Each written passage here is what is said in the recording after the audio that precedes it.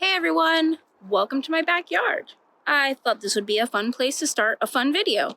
I have been asked by a lot of you to give you the recipe for my taco bake, and it is a recipe that I am putting in the cookbook, but I also thought it would be fun to do just a step-by-step casual video on making taco bake. So I hope everyone enjoys.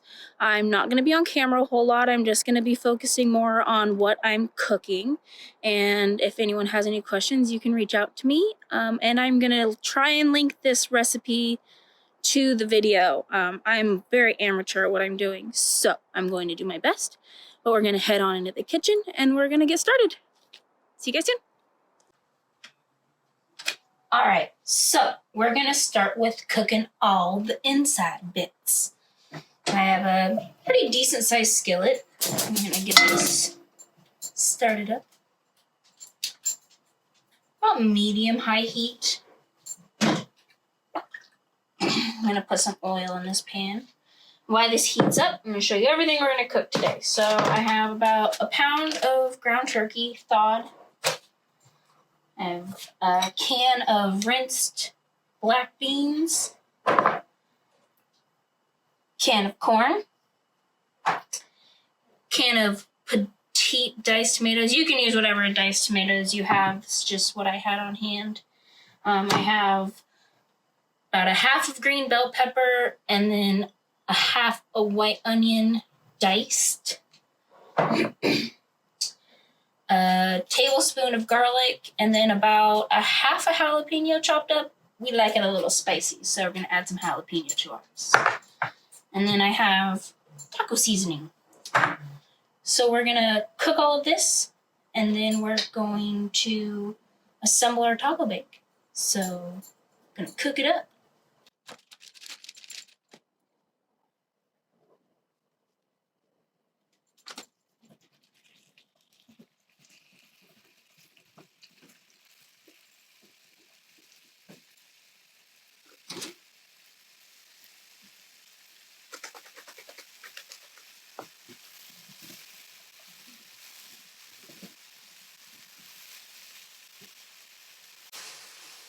All right, at this point, the meat's 95% cooked.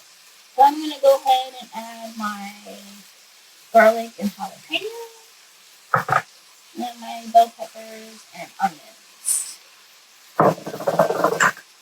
A little sprinkle of salt just to help cook down those onions and bell peppers.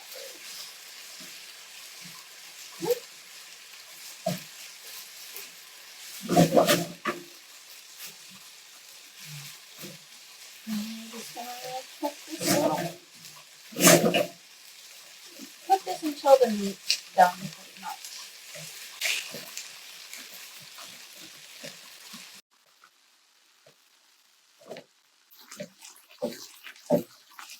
I also like to add a little bit of my taco seasoning now, just to help flavor the meat a little more.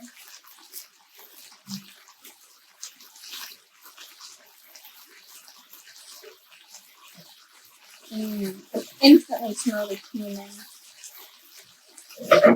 Really.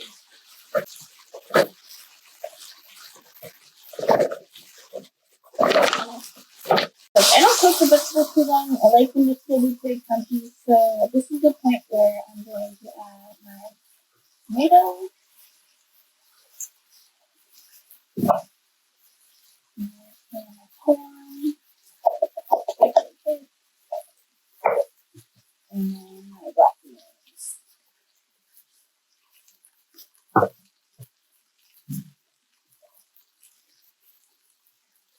And give this a good mix. Probably turn it down to about medium heat now.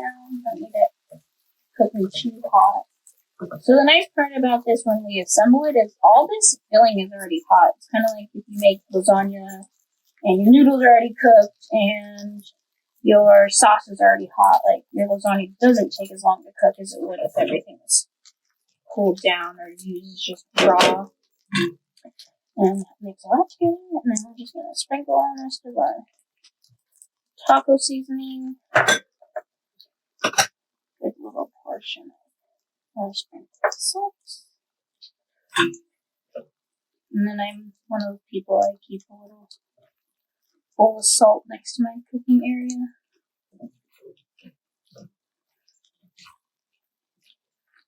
Give this good mix. You can add black olives to this, more jalapeno if you have any just like green chili that you like to add. Kind of your own choice here. I feel like I put everything but the kitchen sink in this thing, and you'll see that this is already more filling than it will probably take to fill this taco lasagna. But it's good to keep on the side. Roll in a tortilla, a little cheese, like a little burrito filling, or just throw it in a Ziploc, a freezer Ziploc, and freeze it, or lots of options. It's kind of eat it just like this. Eat it with some tortilla chips. Put it on nachos. That'd be bomb too. Alright, so we're going to take this off the heat, and we're going to go across the way to the other counter here, and we're going to assemble our taco bake. Alright, so now we're going to assemble the taco bake. I like to call it taco lasagna because that's the best way I feel like to explain it to people. So I have a 9x13 Pyrex, any size pan. Honestly, it's just kind of whatever size you want to make. This is really good as leftovers, so, and if you're feeding kids, it's even better because then it's an easy lunch for the next day. But I'm going to use some pan spray. Hope that this kind of cooperates for me.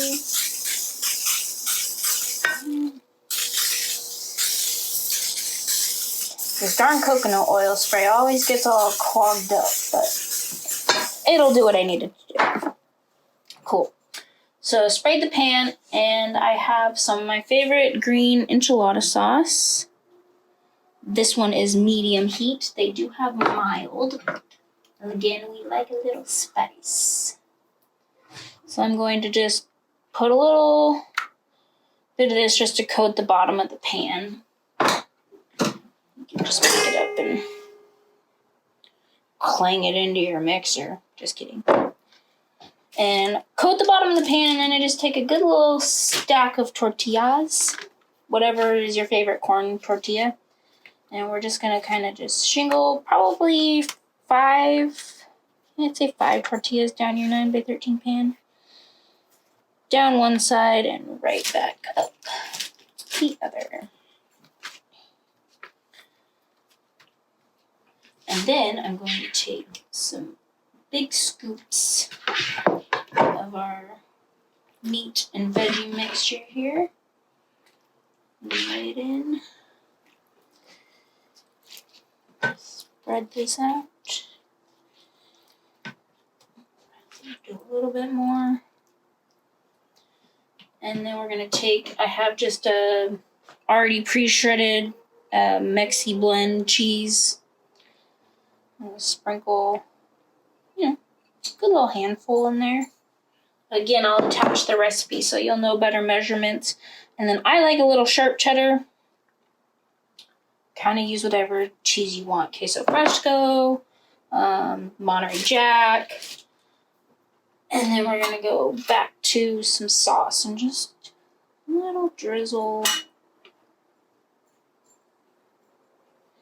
Just a little flavor in there. And then we're going to layer another, 10 tortillas? So 5 up and 5 down. And kind of have to put them on and squish.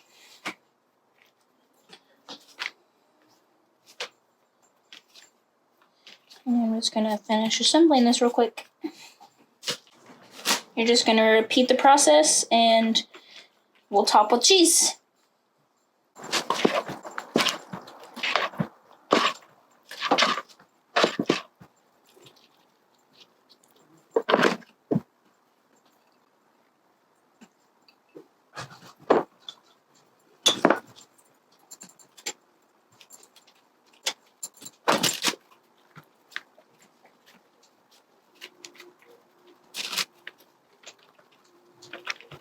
All right, so now we have this last top bit. We're going to take a good portion of probably what I have about a half a can of sauce left. Sometimes I like to use it all. It kind of just depends on how I'm feeling. So we'll see about how much this covers and pour it over the top. Spatula over here. Spread it out, kind of let it flood over the edges a little bit. It's going to be pretty full.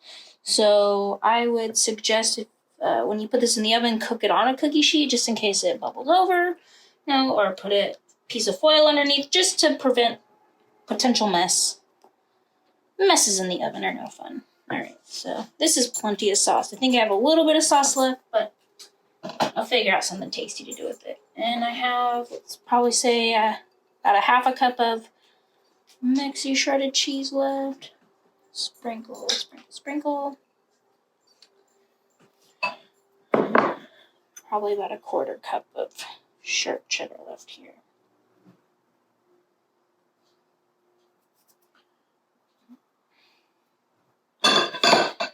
Alright, so we have our, clinking that darn mixer again. We have our completed taco bake ready to go in the oven. We're going to put this in the oven at about 425 for 15-20 minutes. And then we're going to check it and see how it's doing. Alright, so my taco bake has been in the oven about 25 minutes. I really enjoy mine to be pretty crispy and golden on top, so sometimes I'll just throw the broiler on to to high and just watch it. So now we have a delicious, super bubbly, hot magma taco bake. We're gonna let this cool, and then you can eat it with sour cream or salsa or a little fresh cilantro, but let it cool just like you would any lasagna. Cut in and enjoy.